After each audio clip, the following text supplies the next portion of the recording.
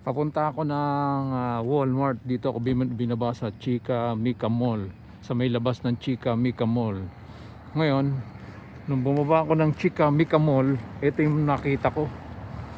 Ito, grabe, ang ganda ng view.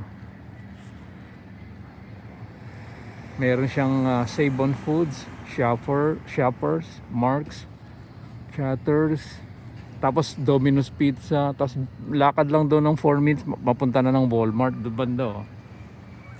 So ito yung paligid nyo, oh. Sarap, sarap bumaba, oh. Oh, parang di ko alam kung pwede lumangoy dyan, eh.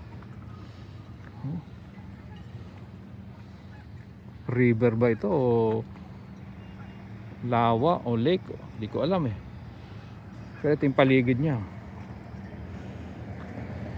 Bundok yung sa paligid, tapos sa baba tubig, you know. May nakikita akong mga pato or bibe na lumalangoy. Sarap, sarap pagmasdan yung kabundukan, no? Tingnan nyo, oh. Tapos may mga bangka, may mga malilit na bangka. Hindi ko alam kung safe lumangoy dyan, eh. Diba?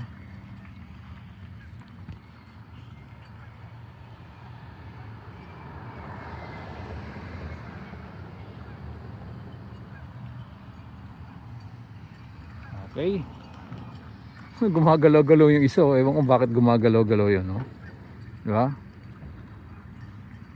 Punta ako ng Walmart ngayon, eh, kasi medyo mamimili pa kami ng mga kulang pa na namin na pagkain or gamit. So nandun na si Arlene, nauna na siya. Ay hinatid siya ni Jenner kasi si Jenner may kotse. So nagpahatid siya. So dalawa sila mag-grocery. So susunod na lang ako. So ito ngayon, bago ako pumasok ng Walmart, punta muna ako rito kasi titingnan ko yung paligid, eh. Di ba? Ang ganda ng tanawin, no? Sulit yung pagpunta ko ng Walmart. Parang may London Bridge is falling down pa doon, ah. Oh, di ba? Okay guys, salamat. Salamat sa pagtambay. Punta na ako ng Walmart. Okay? Bye-bye. Till next time guys. Bye-bye.